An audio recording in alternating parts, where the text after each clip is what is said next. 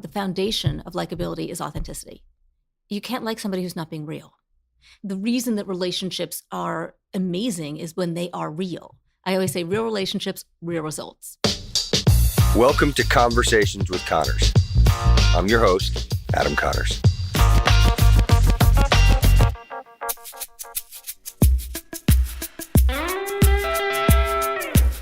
As an FYI, this introduction might take as long as the entire podcast itself as a result of all the accomplishments and accolades of my next guest, Michelle Tillis Lederman. Okay, here goes nothing. Michelle is a world-renowned author, trainer, professor, board member, philanthropist, former CPA, speaker, and peak performance coach. She's been featured on Fox 5, CBS, NPR, Gayle King, Martha Stewart Living, Wall Street Journal, and the New York Times, just to name a few. I'm sure somehow I've left out other accomplishments, so I apologize, Michelle. But I'm sure the listeners are going to get the gist of your prowess. If her pedigree doesn't speak for itself, as you'll see, she's a force of nature. So don't let that 5-foot-tall frame deceive you, as she carries herself like a giant and has this larger-than-life personality. Michelle is a true type A who's driven to edify people on how to improve their communication skills and connect so they can get the most out of their life. Her positive energy is contagious and fun. During the course of our conversation, we get a chance to learn about Michelle's personal life and family, the sacrifices that she's had to make along her journey, as well as a few attributes that she feels has fueled her success. As the conversation progresses, she discusses the 11 laws of likability, the importance of follow-up, and what networking means to her, and where most people go wrong. I had a lot of fun with her on the show, and she promised to come back, which is something that I plan to hold her to. There's just so much more that I need to know, and look forward to having her share her insights with. So, without further ado, enjoy my conversation with Michelle Tillis Lederman. Sitting here with an expert. That's a beautiful thing. So, Michelle, what do you do for fun? I love that question. I actually hate when somebody says, what do you do? Uh-huh. And usually want them to say, what do you do this weekend? Or what are you doing for fun? For me, I am an adrenaline junkie. I didn't know this until my husband told me I was an adrenaline junkie when he refused to be dropped in the middle of a jungle and hike out with me. Where'd you do that? We were in Belize. And we didn't do it because he was a chicken. Oh, I might have to get in trouble for saying that, but he knows I do this. So I love new experiences, traveling to new places, trying new things. The only thing that scares me, besides for bungee jumping, which I haven't done and won't do, is riding a bike. You won't ride a bike? I can sort of. I just learned in my 40s. And Where'd you grow up? I grew up in Jersey on a hill. Okay. And I'm 4'10".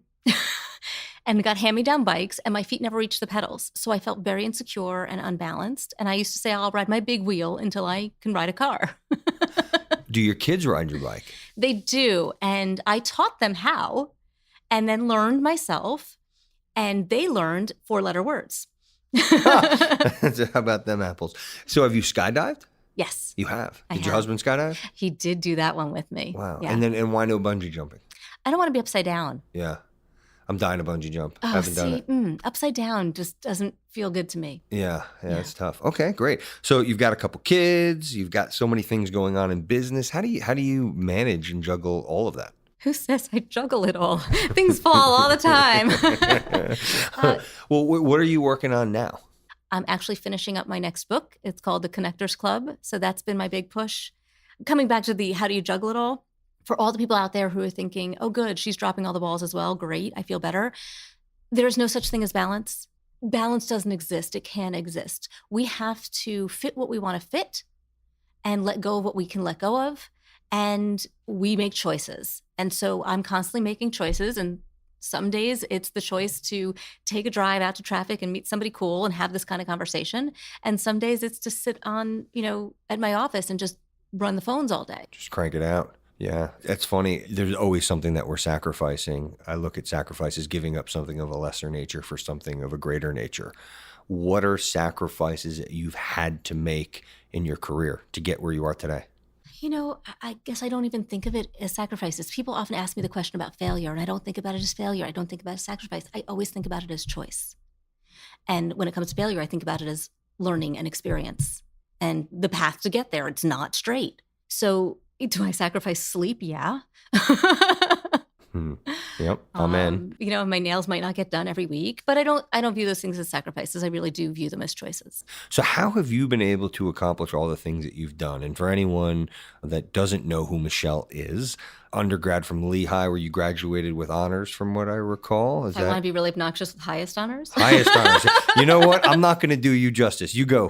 Tell us about some of the things that you've done. Let's see. Lehigh, Columbia MBA program, and I'm afraid to say if there was a certain honor or something that I missed. Is there anything? Just regular honors there. Just regular honors. Okay, at Columbia. Okay. You've worked for some of the elite management consulting firms. You've worked for elite banks, whether it was directly as an employee or having them as clients for the business that you have now. You've been on multiple platforms, written a bunch of books that I'm hoping you give an overview about, as well as we get a little more into what you're working on now. Mother of 2 kids. Yeah, you're that's involved. the important thing. Mother of yeah. 2 kids and 2 rescue dogs. Ooh, what kind of dogs? One is a husky lab mix, we believe. And the other is, now I never even heard about this breed until I got her, a Catahoula leopard. Catahoula leopard. Google I've it. never heard They're of that. really Yeah. adorable. It's spotted, black, white, and gray. And she might have some kind of shepherd, Australian shepherd or cattle dog or something else in her. We don't know, but she's the best. How'd you get involved in that? I've actually done animal rescue most of my life. So I love animals. It's a passion of mine. If anybody wants to see me and the animals, if they go on my Facebook page, and I'm sure there'll be links in the show notes, there's an album called Me and the Animals, and you will see me with Siberian tiger, with a fox, with a kangaroo, with a sloth giving me the best hug, a monkey on my shoulder. I mean, you name it, I love the animal. Even a snake is in there. Wow. So I did work with animal rescue in the city of New York when I was still single, pre-kids, and that's how I'd vet the boyfriends. Huh. Would they pick up poop with me? You're all in. How many of them cut it? I only needed 1, 2. That's true. That's a good point. That's a very good point. Okay. Yeah, how much time does that take up for you? I don't get to do it as much anymore because once the kids were born, it was pretty hard when you're bringing rescues and abused animals, and they're not predictable always.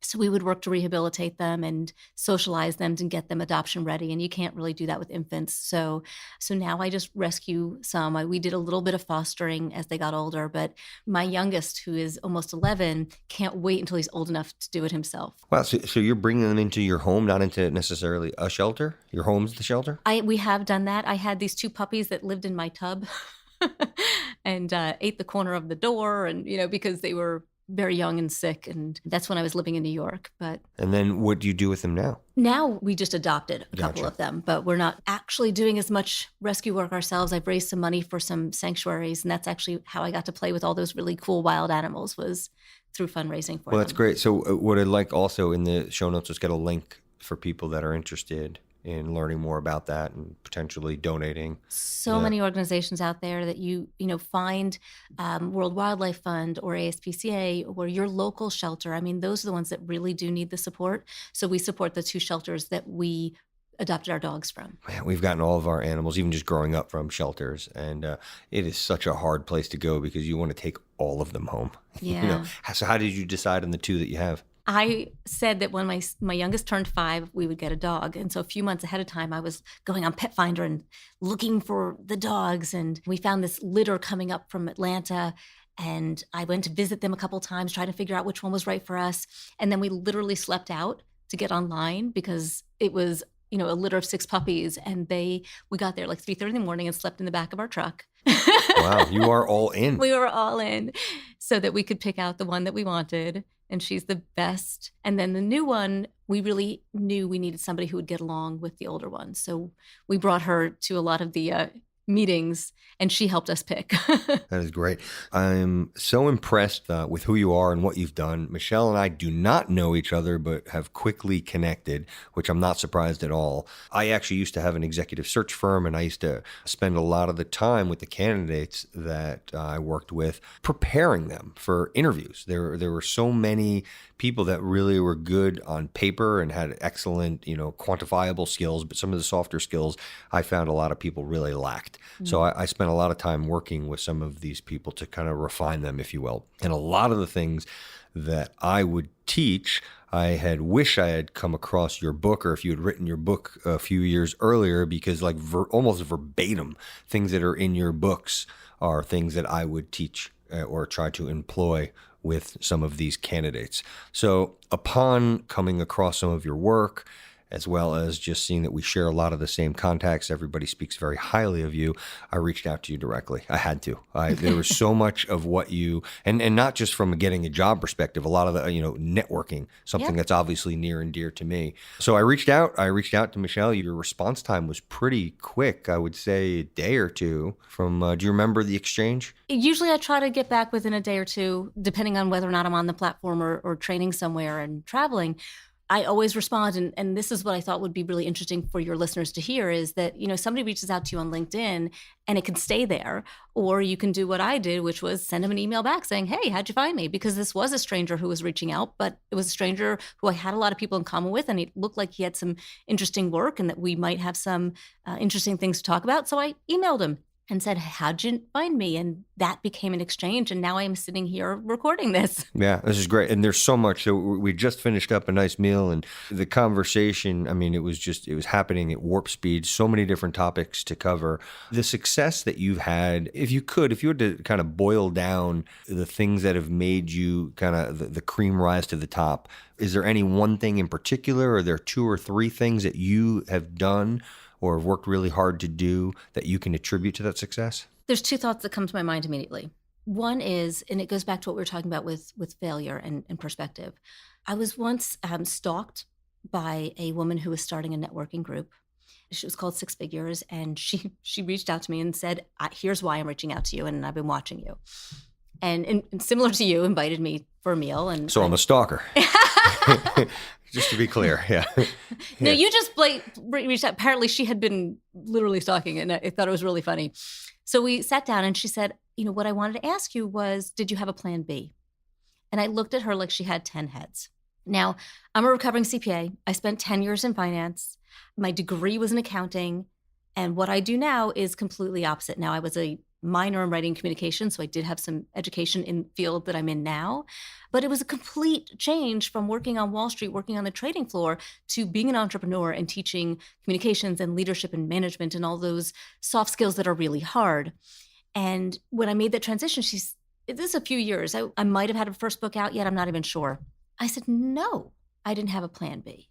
And she said, why not? I said, because I knew I could succeed. I didn't know exactly what I would succeed at, but I knew I would succeed in whatever I put my mind to. And so I think that perspective of trusting yourself and knowing that if you put in the work in, you make it happen, you have control. And as I said, the business has evolved. It was not at all what I envisioned at the start. It just continues to kind of morph itself, and I follow it and I guide it, but it has a life of its own. So that was the number one.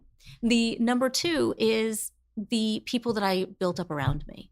When I was back in my finance days and I got laid off in, I think it was 2001 or 2000, whenever everyone else got laid off, somewhere around there. I think it was 2001. 9/11? Around there, right? The whole world was getting laid off. And I think there's maybe 3 people from my business school class that didn't get laid off. And I called somebody from my business school class. I think I was notified on Monday. I went to clean out my desk on Tuesday and called him. And I said, guess what? I just got laid off. He goes, come work here. And that's what relationships do for you. And I was working there by the following Monday. Wow. I went in Wednesday for the interview, met his boss on Thursday. The boss said, can you start tomorrow? I said, can I have till Monday? And he said, sure. So let's talk about that. How much of that do you attribute to the amazing skill set you have versus that relationship that you had developed with the person who made that introduction for you? I think it's about developing genuine relationships. I didn't become friends with this person so that he would get me a job, 2 years later. I became friends with this person because I liked the person. And that's what the first book is about. The 11 Laws of Likeability is about understanding what drives likability, the foundations for connection, and what makes somebody like you or not like you, for that matter, and the things that we should do before, during, and after a conversation. Give us some examples. So before a conversation, and what we were just talking about, the foundation of likability is authenticity. You can't like somebody who's not being real. And the reason that relationships are amazing is when they are real. I always say real relationships, real results. So authenticity is the foundation. When we talk about the other 10 laws, if you don't do them with the thread of authenticity, then don't bother. Sorry to interrupt you for a second, but I had somebody on last week that made a really good point. We were talking about just some of the people that have some of the best relationships and networks and things of that nature. And she said, really, it boils down to if you don't like yourself, if you can't love yourself, who can love you? That's chapter 2. That's called the law of self-image. Tell us about that. Yeah. The law of self-image is you have to like you first. You have to believe you first. As I said, what part of my success was that I believed I would be successful. I had to believe it before I could convince anybody else to. I believed when I went to JP Morgan with my first meeting, I didn't have a website yet. I didn't have business cards yet. I had nothing. But I went to that meeting at JP Morgan and said, I can do that for you. And what was it? I was doing a business writing class for sales and trading managers. Interesting. That was my first program, and that was my first client. And I got great reviews because I knew I could, even though I had no proof, no experience, no references, no nothing. Wow. If you believe you, you enable others to believe you. If you like you, you enable others to like you. Now, when I talk about authenticity, I created a definition because authenticity has become this buzzword out there. And what does it mean? In my mind, it means showing up open, as we did today, and infusing into your interactions the qualities of yourself that you value the most. That's the first part of it. That's kind of saying, hey, I like me. Let me show you the things that I like about me. Let you feel and experience this part of me that I feel good about. But there's another part of it, and that's accepting and flexing your unique charms. So we all have these parts of ourselves that might not be our best qualities. They might not always work to our advantage, but they are who we are, and we don't necessarily want to change them because sometimes they do work for us. And that's what I call unique charm. Sometimes it's good, sometimes not so much. And that's understanding when we need to allow those charms to come out and sometimes when we need to kind of manage them a little bit more. Authenticity is not saying, well, I'm a jerk, so I'm just going to be a jerk because that's me. That's not what we give you permission to be. It's just a shtick. So you already hit about the foundational. So we're still kind of before the conversation, before we actually start to build that relationship. So we have to get our mind in the right place and then understand how people are perceiving us. So chapter 3 is the law of perception. And then 4 is the law of energy. And that kind of encompasses how we get our brain in the game to build true connection and true relationship and to be open to it. Talk about that a little more, because I think that's one that a lot of people will call you, I don't know the word for it, but they'll call that maybe a little too foofy. Can you quantify that a little more? Tell me what you mean. Explain that law. Energy? Yeah. Got the foofy part. It's funny. When I was writing the book, my editor, nobody understood this law. So it was actually the first chapter that I wrote. The law is that energy is contagious. And we have an energy knowledge of ourselves. We have what I call productive energy. And we have natural energy reactions. So the 4 most common reactions that we have in a situation are to add fuel to the fire. So adding fuel to the fire sounds like it could be bad. And many times it is. It's, oh, I'm really mad. Oh my God, you should be mad at them. And somebody just escalates it really large. But fuel to the fire could also be that cheerleader. Apologies for interrupting this conversation, especially if you're really enjoying it. I know that I get frustrated when I'm listening to a good podcast, so I'll make it quick. If you're enjoying our podcast, please support us on patreon.com/networkwise. That's patreon.com/networkwise. All patrons will receive early access to podcasts and exclusive networking advice. Okay, that was painless. So all you have to do now is help us on Patreon and enjoy the remainder of the show. I shared once, right before I went on to my first international speech, back in 2015, I had my son with me. He might have been 8 years old at the time. And I was nervous. I mean, it was the largest audience, 1,000 people in a foreign country that English wasn't their first language. And I was the main speaker. When they had the whole brochure, I was the picture at the top. It was, oh my God, overwhelming. And so my heart's racing. I'm about to go on. And my son goes, "You're going to be great, Mommy." And he added fuel to my fire. And I believed him. So fuel to the fire, that energy reaction, it can be both positive and negative. One that I recommend never using is the brush off. And we do this and we don't even realize we're doing it. The brush off is when we minimize, dismiss what other people are feeling. So, oh, that's just not that important. That's not that big a deal. Oh, you shouldn't be worried about that. I think you're getting a little extreme here. And we minimize and make people feel invalidated. So even though we might be thinking, oh, we're trying to calm them or we're trying to give them a different perspective, we're not. We're brushing them off and we're dismissing them, and that doesn't feel good. So we want to really be careful with that one. That's different than extracting yourself, the third energy reaction. Sometimes you might not have a productive energy and you might be aware of it. So you're going to one of those networking events and you're like, oh, right? Nobody out there has ever felt that way. I'm an extrovert and I've felt that way, where you just don't have the energy. And I always tell people, don't go. Give yourself permission to not go, and you'll have another opportunity. If you can't find that right energy, or give yourself a break. You've had enough? Go to the restroom, go check your phone, go sit outside, go give yourself a break until you can find an energy that's going to be useful again. So extracting yourself is completely unacceptable energy when you don't think what you could bring to that interaction, that conversation is going to be productive. The one that I want people to target is to meet people where they are. When you are bringing productive energy, what you're doing, because energy is about the exchange. Do you mean like mirroring? Is that what I'm not talking about mirroring, but okay. we can hit that as well. When we meet somebody where they are, what you're doing is you are validating their energy positioning. So if somebody is really upset, to come in and to go completely opposite their energy they don't feel understood. But instead, if you say, oh, I hear you're really upset. I'm so sorry to hear that. What might make you feel better? Or, how can I help? So if you kind of bring that same energy, and sometimes they say just over or just under.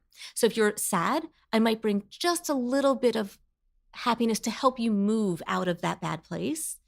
And if you are really riled up, I might bring a little bit of a calming energy, but I'm not going to bring you zen when you're all riled up, because somebody might get hit. So you're just disarming them and putting people at ease. You're making somebody feel heard, listened to, and understood.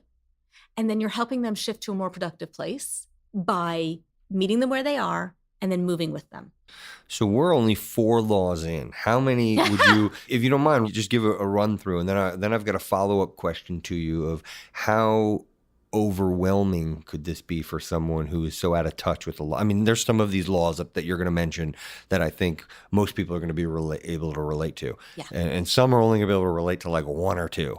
You'd be surprised. Yeah? I think Okay. all of these are accessible. Okay. And if we group them like we just did, those 4 laws are kind of before the conversation. That's getting your head in the game and giving you some perspective. And honestly, this is nonlinear. You might have some of these already, but you just need to tweak or tap into or refresh yourself on some of these. The middle section of the book is about the conversation itself. And there's 4 laws there. So we always start with the law of curiosity. Everyone says, well, I don't know how to start a conversation. When you don't know where to start with curiosity. Ask a question you actually want to know the answer to. And curiosity creates connections. I mean, that's what happened with us. You said this and I said that, and oh, is what keeps happening. So once we go from curiosity, we have to go to listening, because don't ask if you're not going to listen to the answer. So curiosity, listening, then what we're looking for in that conversation is similarity. What do we have in common? And that's where the mirroring comes in. I do caution people with mirroring. Mirroring is the concept that when people are connecting, their body language, their rate of speech, their volume of voice, those things start to mirror each other. And it happens naturally. It's a natural phenomenon. Make somebody feel more connected, to make somebody feel that there's similarities, we'll do it intentionally. And I think you can do that a little, but I think you have to be careful, because it comes off as very forced and intentional and inauthentic. So there's a little bit of information about how to do it right in the book. Gotcha. And then the last in the conversation is the law of mood memory. And this is another one of those concepts that people struggle with. It's the idea that people will remember more how you make them feel than anything that you say. So true. This is where I spend a lot of time, because you can have a great exchange with somebody and then they feel like, oh, you're done with me? Okay, I'm done with you. Yeah. And you can really ruin it right at that close. How do people ruin it? They ruin it by kind of letting somebody feel like, okay, I've had enough of you. Or doing a lot of that eye flitting or looking at their phone and not giving that attentiveness. They're just things that make it awkward at the end. So we want to make sure that we know how to extract ourselves while still making somebody feel good, looking for that follow-up, the next point of contact, because that's the last section of the book. And that's, what do you do after the conversation? That's where the rubber hits the road. We can all have a conversation. We can get ourselves in the right mind frame. But now what? If you really want to create connection and long-term relationships, it's what you do after. And that's partly why I wrote the follow-up to the 11 Laws. So we talked about at the beginning what I'm working on now, which is the Connectors Club. And the 11 Laws of Likeability is kind of part one, and the Connectors Club is part two. So now that you understand how to make these relationships, I want you to be in the club. Talk more about that, because that is where a lot of people have good enough social skills. They make these connections, but they just completely drop the ball. And it's a shame, because you've already vested so much of your time. To me, time's the biggest commodity in the world. Money, you can get it back. Time you cannot get back. So maximize that time. You've spent time with this person. Do that small little follow-up. Can you talk more about that? So one of the things I often say is, it's interesting how you position it of you've invested this time. I would hope you've enjoyed that time. I don't want you to think about it ever as a waste, even if you don't follow up, if you enjoyed the exchange. When we are kind of creating these relationships, I try to think a little non-strategically, and it might be a little anti-intuitive, but for me, it's, am I enjoying myself? Great. That's all I need to know right now. I don't need to know why or where it's going to go. But if I enjoyed myself, then I'm going to look for another opportunity to enjoy myself with that person, and then we'll see what happens. That's just the mindset. There's 3 laws about after the conversation. One is the law of familiarity. You want to stay in somebody's mind, but you don't want to get in their face. And so we want to talk about, how do we stay in somebody's mind? Because people trust what's familiar to them. It builds trust. I've heard it a few times. The law of giving is the idea that, it's interesting. When we were walking back, we had breakfast this morning. We were walking back in the diner, and you talked about this law of reciprocity. And that was actually the original title to chapter 10, was the law of reciprocity. And it just didn't sit right with me, because that's not what I was trying to say. Because the law of reciprocity says, hey, if you do something for someone, they'll want to do it back for you. So you should do something so they do something. That's not what I want. The law of giving is do because you can, do because you want to. Giving creates value. Do without the expectation of somebody giving something back in return. Well put. Reciprocity may happen for you, and it may happen for somebody else. But the idea that you're doing because you want to and not without that expectation, that's really what I want to convey. That's what builds relationships. So that's the chapter I give away. So in your show notes, there's also a link to a gift pack. I have lots of goodies for people, and that's one of the chapters I give away because I believe so much in the concept. The last piece of the after the conversation is patience. Sometimes we rush our relationships. We push them too hard, too fast. We ask for too much. We think they're going to just go click, click, click, click, click, so quick. And you got to give them time to grow. Do you have any stories of relationships that started out superficial, that really grew, and now have become really close friends or business partners? Yes. I'm sure you might have one or two of those. It's funny. One that always stands out in my mind is this woman who I went to business school with, but I didn't know her in business school. And when I was in finance and I was talking about wanting to get out and become a coach and do training and kind of recreate and redesign, they told me about this woman, and I'll call her Gail, that was doing something similar and said, let's put you guys in touch. So I had a corner office on Wall Street at the time. She came to my office and she sat across the desk from me, and we had a perfectly lovely conversation. And you can kind of hear the wah, wah, wah, right? I was kind of like, my mood memory was a little flat. I was kind of like, there's so much potential, but we really didn't click. But I thought, you know what? There's so much potential. Let's just give it another shot. And so then she invited me to go watch something at one of her locations. And so I did that. And I was like, okay, that was interesting. Yeah. And it happened like this for a little while. And she was very introverted. I'm very extroverted. Yet there were so many similarities as well. We both love dogs. And I don't exactly know when it happened, but she got a puppy as I had my first child. And I have pictures of the two of them on the beach at her Amagansett, I don't know how to say that place, but the shore, where we were all together, and we ended up writing a book project together. And I ended up helping her get placed at NYU and get work here. And, and we're still in touch. How many years is this now? Well, let's see. My son is 12. All right, there you go. Yeah. So what do you do to stay in touch with people? So, I mean, you're at a point right now where you've got people reaching out to you, people like me, left and right, that are coming at you. Your name is out there. You've done some really great work. What do you do? How do you stay in touch with people? That's a great question. And I think you have to have different means and mechanisms for different people. So I have what I call my JCC friends. So where my kids went to nursery school, I was literally at a barbecue with them yesterday, and I get to see all of them. And we will throw birthdays for the women. And so we'll have girls' nights out. And so there's those social events that we keep in touch. I'm not on the phone with them. I'm not emailing them, but we have events that bring us together. When it is something of, really far back, like the business school people, it might be a little bit more on Facebook, where we're liking or putting a little comment and just kind of staying in their mind. This is all familiarity. And so it's just kind of popping up in their lives. It's what I call light touches. I'm letting you see that I'm here, but I'm not asking you to do anything. Those happy birthdays, those congratulations, those things. If it's professional people, I have a lot of different LinkedIn or Google groups. So there's a Google group called the Authoresses, and we are about 250 female authors. And I'm not emailing back to every post, but I will respond to enough where my name is very present in that group. What does networking mean to you? A lot of times I feel that people just miss it. They don't get it. They just think it's all about what they can get for themselves. When touching back to I hate the word networking. I hate it, because especially how you pronounce it, you're like, work. I mean, it has the word work it. My publisher for the first book required me to have the word networking in the title for SEO. And I said, but it's only half about that. He's like, what's the other half? I said, relationships. So I coined the phrase relationship networking as a new paradigm, because it's not about the work. It's about, I say, networking is just another way of saying making friends, building connections, having relationships. It shouldn't feel like work. Who wants to do it if it does? But wouldn't you agree that there is some elbow grease behind? Like you just talked about a lot of things that you do, not that it's forced, but it does take some energy to keep up with all these different groups that you're a part of and all of these different networks. Because you just mentioned just a few networks, and I just know through the course of our conversation that you've got a bunch of others, and we all do. Energy I would agree with, but work I wouldn't. Because if it becomes, oh, I have to do this, I have to do this, I have to do this, I won't do it. Yeah. I get a lot out of being a part of this group of authoresses. I get a lot out of whatever groups that I'm in touch with.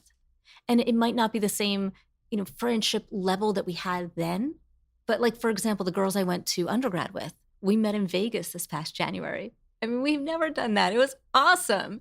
I'm not on the phone with them, but you find your different tools, whether they're video conferencing, instant messaging, your Facebooks and your Twitters and all of those social media platforms, your in-person events, your groups where it's a group conversation. We do these my son does group texts or Instagram. So there's ways that we create a more efficient means to stay familiar, to stay connected. Well, let me ask you this. Do you think more people miss the boat in terms of not really building a base foundation of a relationship, and they go to, like you said, they don't have the patience?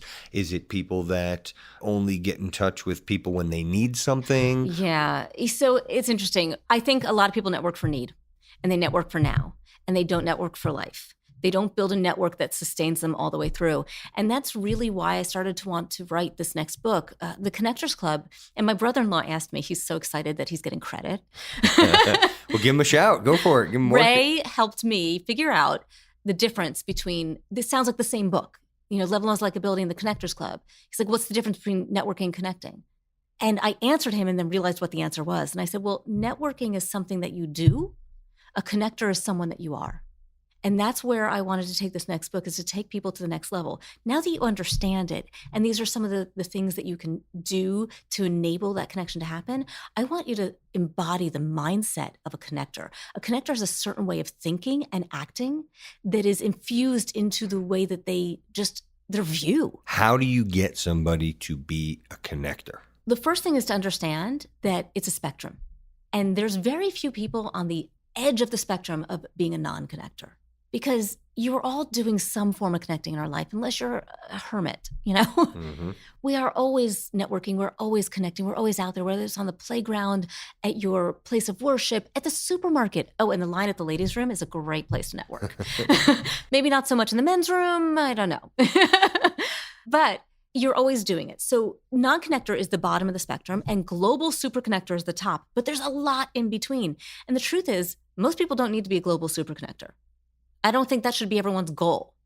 My sister is what you call a niche connector, which is kind of middle towards the top of the spectrum, and it's exactly where she should be. She doesn't need to be a global super connector. A niche connector is somebody who is highly connected in a certain industry or geography or job function. So you might know everyone in HR, you might know everybody in your town, you might know everybody in the company or the field or something like that. So my sister is, she works with the real estate lawyers in New Jersey. Every single law firm in New Jersey knows my sister. Anybody in a courthouse where the sheriff sales happen, foreclosed properties, knows my sister. And she knows them all. And so she is a niche connector, highly connected. You can call her a super connector within the niche, so to speak. So that's a form of connecting that is great for what she does. Regional connecting is similar. You have what we call emerging connectors. Emerging connectors are kind of starting to see the value and the benefits, and they're putting a little bit more thought around that this makes sense, that relationships are valuable. And when we think about history and we think about what has been valuable, agricultural age, it was land. In the industrial age, it was machine, right? In the information age, it was technology. I think we're in the network age. And I would agree. The value is your relationships. As you're emerging, you're starting to bring some of these qualities, and then you can be maybe a responsive connector. A responsive connector is somebody who will respond to requests for assistance and for some of these things, but they might not realize it themselves. They might not be initiating, but they are being responsive in those roles. And then you could be acting. You know what? If all you want to be is an acting connector, you're good. And I would say that's where my husband has evolved from. He was emerging back when he started in business school, and he was very much reliant on me to start conversations and open things up, and I became a mute. And so it emerged. And then as he was looking for jobs, you know, people were helping him. And I said, well, what have you done to help your network? He's like, well, nothing, but I would do anything they asked. And that was a very responsive connector response. Mm-hmm. He just hadn't gotten to the place of knowing how to create the value. And now he does. And now he's an acting connector. He's not trying to know everybody in the industry or everybody in the field, but he's actively being supportive of his network, you know, receiving as well as giving. That's a great place. He doesn't necessarily need to go any further. So what I want people to understand is being a connector doesn't mean you have to be a super connector. There's a spectrum. Are you familiar with the 5-minute favor? No. Don't quote me on this. I want to give credit to Adam Rifkin, but I don't know if necessarily, I think he's the one that kind of really put it on the map. I don't know if he's the inventor of it. So Adam Rifkin, he was featured in Adam Grant's book, Give and Take. He was what was identified as the most connected individual by Forbes magazine. And what they did is they realized who had the most, I don't know how they quantified it, but something to the effect of connected to the most or the wealthiest people, or either way, he's mega super connector. And something that he lives by is essentially the 5-minute favor. And it's essentially that if someone asks you to do anything that's within 5 minutes, it's hard to say no. You know, as someone who is in, I guess, your network, if they ask for something, if it takes you less than 5 minutes, there's really not a reason that you should say no. I love the 5-minute favor. I think people want to say yes. They want to be valuable. And what we need to do is ask in a way that people can say yes. And one of the things I talk about in my new book is how to ask without putting a relationship at risk. That's great. I know we are really short on time, but you're going to come back. Yes, I will come back. And I'm going to need to hear more about the 7 mindsets of a connector. Yes. You promise? I promise. Good. I'm very much going to hold you to that. I really appreciate the amount of time that you spent with me at breakfast and just hanging out and coming on the show. And I'm even more eager for the next time. I look forward to it. Thanks, and make it a great day. I'm really glad you made it through the whole show. It tells me that you found it entertaining and enjoyed the content. In the spirit of helping us continue to provide such great content and amazing guests, We appreciate your participation through Patreon. That's patreon.com/networkwise. Your support really helps. Also, if you or someone you know is looking for a career change, is building a business, seeking to expand sales, or is just generally interested in improving your overall health and happiness, then head on over to networkwise.com. Not only does this platform offer you a plethora of resources, but will walk you through how to expedite the outcomes and the aforementioned goals that you seek. Thanks again for listening. Make it a great day, and remember to always network wise.